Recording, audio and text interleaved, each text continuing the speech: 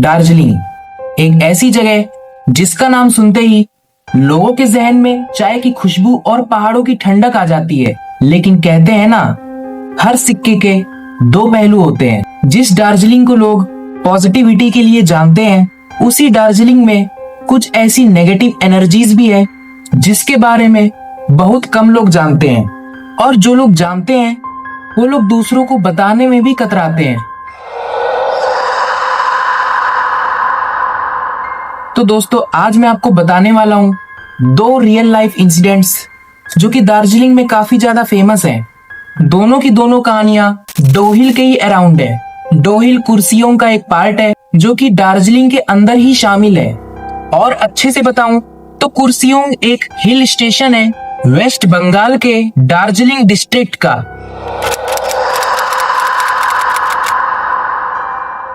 पहली कहानी एक स्कूल के बारे में है जिसका नाम है विक्टोरिया बॉयज हाई स्कूल। इस स्कूल की इमारत ब्रिटिश एरा के दौरान बनी थी, जैसा कि आप इसके नाम से भी पता लगा सकते हो। यह स्कूल भी दूसरे स्कूलों की तरह ही है। सुबह यह स्कूल शुरू होता है और दोपहर में बच्चों की छुट्टी भी हो जाती है, पर कदमों की आवाजें रात में भी नहीं रुकती हैं।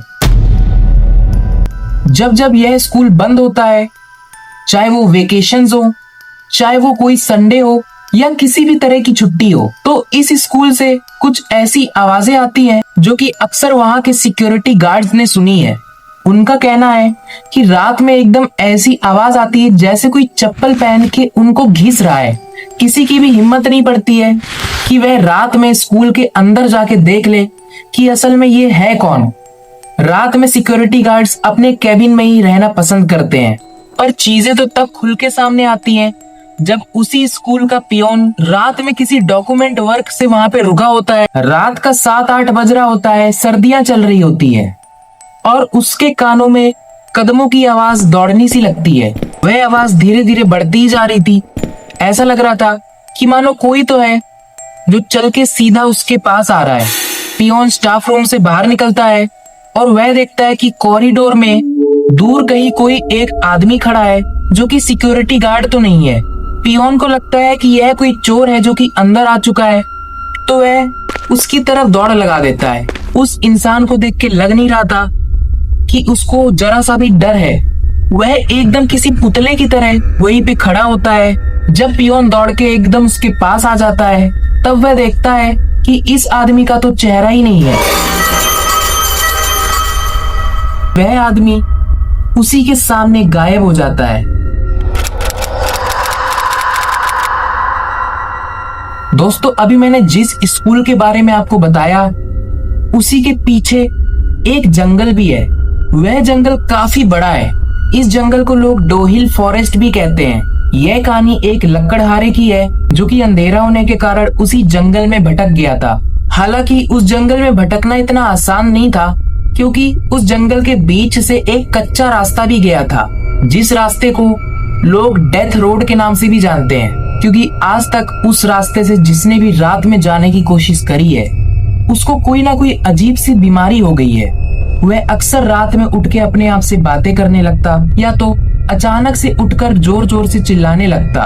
वह लकड़हारा उसी रोड के सहारे चला जा रहा था। वह उस रोड पे चला तो जा रहा था, पर उसको एक अजीब सी चीज दिखती है। एक छोटा सा बच्चा जो कि उसी रोड पे उसके आगे चल रहा था। उसको खुद नहीं पता वह बच्चा कहाँ से आया।